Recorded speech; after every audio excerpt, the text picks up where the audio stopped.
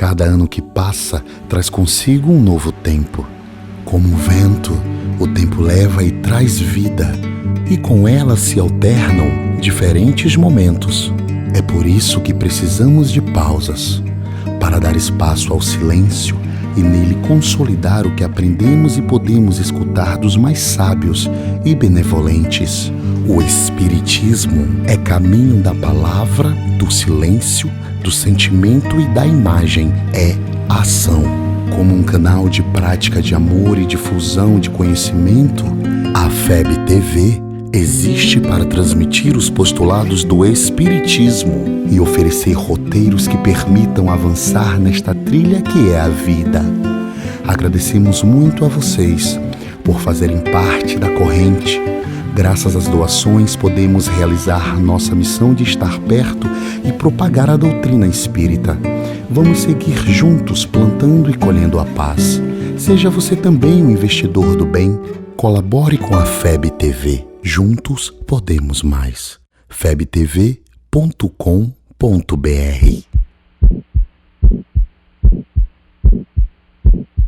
Seja bem-vindo você, meu amigo, seja bem-vinda, minha amiga.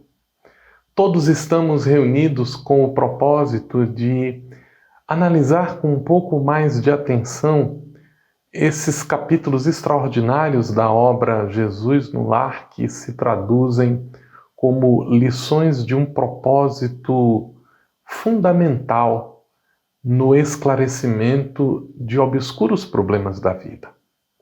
Uma das grandes dificuldades que nós encontramos em nossa jornada de construção da felicidade é o modo como nós nos relacionamos conosco mesmo, com as nossas dificuldades, com os nossos problemas, mas também a forma como nós nos relacionamos com os outros.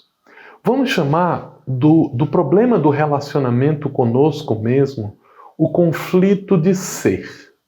É difícil, às vezes, ser quem nós somos, é difícil entender a forma como nós pensamos e como nós agimos diante das circunstâncias da vida, e às vezes é difícil mesmo aceitar determinadas condutas, determinados sentimentos. Às vezes não gostamos da forma como nós procedemos diante da vida. Não gostamos nem mesmo do modo como nós pensamos a respeito das coisas. E é natural, porquanto somos pessoas em progresso. Somos pessoas em contínuo processo de aprendizado, de transformação, e certas circunstâncias que ontem nos alegravam, hoje nos entristecem. Certos aspectos da vida que antes pareciam tão verdadeiros, de uma hora para outra se mostram duvidosos, quando não deliberadamente equivocados em nossa nova forma de pensar a respeito das coisas. Mas além disso, estamos em processo de mudança não apenas do nosso pensamento, mas também da forma como nós sentimos as coisas, como nós nos comportamos diante das circunstâncias, como agimos e como reagimos a pessoas, a episódios, a situações, a emoções e a ideias. É, portanto, parte deste conflito de ser que nós estejamos insatisfeitos conosco mesmo. Isso não é necessariamente ruim. Às vezes isso é parte de um processo de amadurecimento, de um processo de crescimento espiritual. E ruim é quando a gente sente dificuldade em aceitar isso em nós e criamos mecanismos de fuga.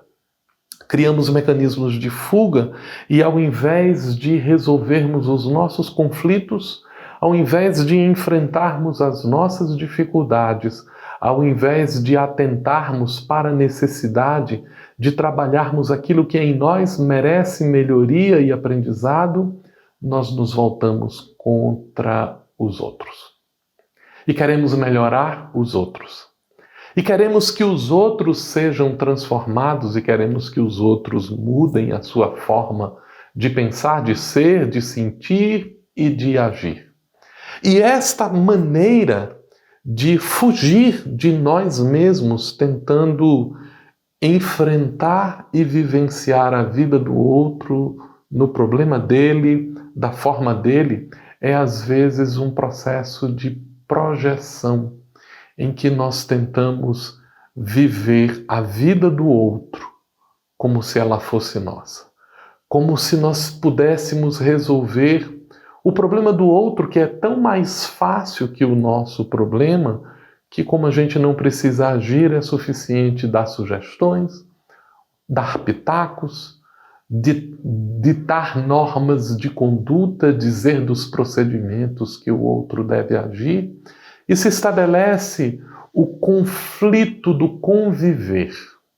O conflito do estar com o outro e desejar que ele faça as coisas da nossa maneira, do nosso ponto de vista, da forma como nós entendemos e desejamos que eles se comportem. Às vezes, esse problema de não olharmos com atenção para nós mesmos nos cria também conflitos com a realidade e nós desejamos que o mundo seja de maneira diferente como ele é, porque como nós não queremos nos transformar, como nós não queremos nos ajustar à realidade das coisas, é mais fácil pedir que o mundo mude. É mais fácil desejar que o mundo se adapte aos nossos desejos do que fazermos por nossas vezes os esforços necessários para nos adaptarmos ao mundo. E são desses três conflitos: o conflito de ser, o conflito de conviver e o conflito de viver a realidade, que nós extraímos os grandes problemas da existência. Às vezes nos perguntamos quais são os problemas mais graves. O capítulo que estudamos nos leva a uma reflexão sobre qual seria o problema central da existência.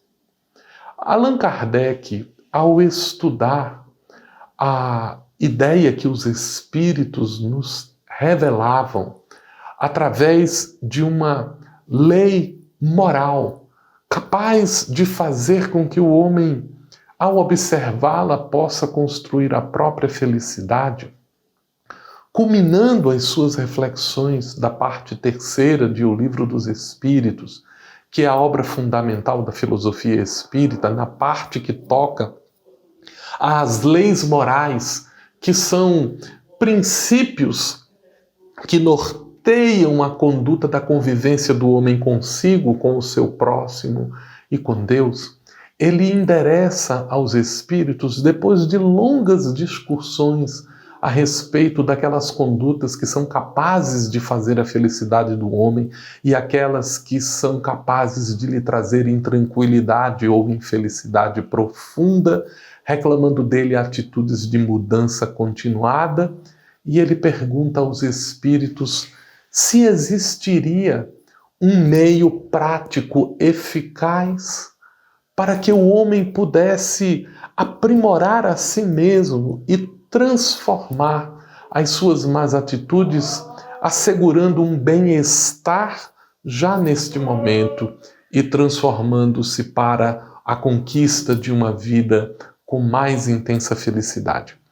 Os espíritos lhe respondem de maneira surpreendente que o mecanismo mais eficiente é o do autoconhecimento, o enfrentamento de suas dificuldades, mas Allan Kardec, entendendo a dificuldade de realizar o autoconhecimento, ele interroga os espíritos como deve ser feito esse autoconhecimento. Porque ele queria alguma coisa que fosse de fato prática, e a resposta, o autoconhecimento, parecia uma coisa muito abstrata, então ele se debruça em torno da questão, e é ninguém menos do que o espírito Aurélio Agostinho, o famoso bispo de Hipona, o pai da igreja, reconhecido pelos seus esforços de melhoria.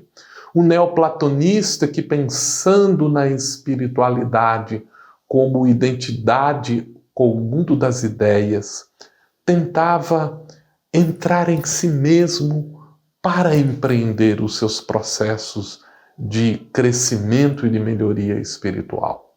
É famoso o seu tratado de uma psicologia íntima na obra As Confissões, e é ele próprio que propõe então uma resposta para a questão do meio prático de realizar o autoconhecimento, e diz Agostinho que se nós parássemos ao final do dia para refletir em revista, revisando cada uma das atitudes do nosso dia, o que fizemos, o que deixamos de fazer, e nos perguntássemos sobre quais eram os nossos objetivos com esta ou aquela atitude, qual a nossa intenção com aquela ou aquela outra forma de pensar, de sentir ou de agir, e vasculhando então este universo íntimo de desejos, de propósitos, de intenções, nós nos decidíssemos a realizar 3 perguntas fundamentais. A primeira delas é se nós estamos cuidando daquilo que elegemos como sendo a nossa responsabilidade. Então ele diz que nós deveremos nos perguntar se ao longo do dia nós cumprimos os nossos deveres.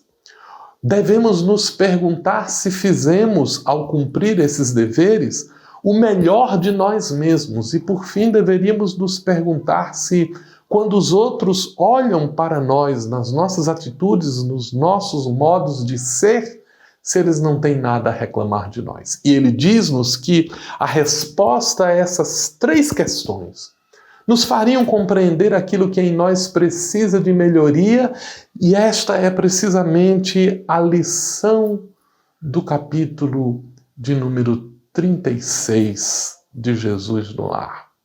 O principal problema da existência é cada pessoa cuidar dos seus deveres.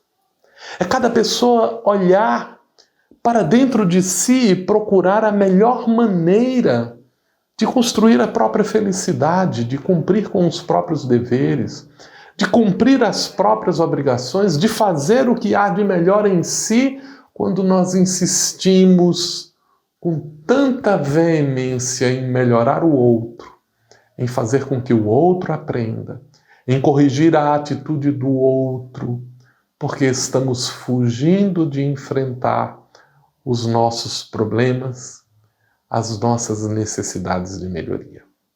É mais fácil resolver o problema do outro porque nós não precisamos agir, nós precisamos apenas aconselhar.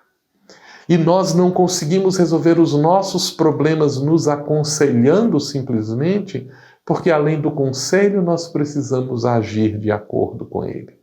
Nós precisamos modificar a nossa conduta, nós precisamos retificar a nossa atitude diante da vida, e é por isso mesmo que cada homem, cada mulher deve cuidar de si, fazendo o melhor para auxiliar os outros, mas corrigindo-se a si mesmo, cumprindo com as suas obrigações, investigando o panorama íntimo da alma para descobrir o que pode ser feito de melhor, o que pode ser aprimorado, porque todos nós somos passíveis de aperfeiçoamento.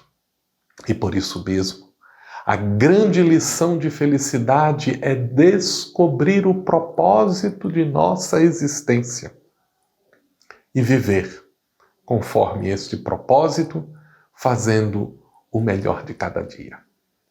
Até a próxima semana, em mais um estudo desta obra extraordinária, Jesus no Lar. Cada ano que passa traz consigo um novo tempo. Como um vento, o tempo leva e traz vida, e com ela se alternam diferentes momentos. É por isso que precisamos de pausas, para dar espaço ao silêncio e nele consolidar o que aprendemos e podemos escutar dos mais sábios e benevolentes. O Espiritismo é caminho da palavra, do silêncio, do sentimento e da imagem. É ação. como um canal de prática de amor e difusão de conhecimento, a FEB TV existe para transmitir os postulados do Espiritismo e oferecer roteiros que permitam avançar nesta trilha que é a vida. Agradecemos muito a vocês por fazerem parte da corrente. Graças às doações, podemos realizar nossa missão de estar perto e propagar a doutrina espírita. Vamos seguir juntos plantando e colhendo a paz. Seja você também um investidor do bem. Colabore com a FEB TV. Juntos podemos mais. febtv.com.br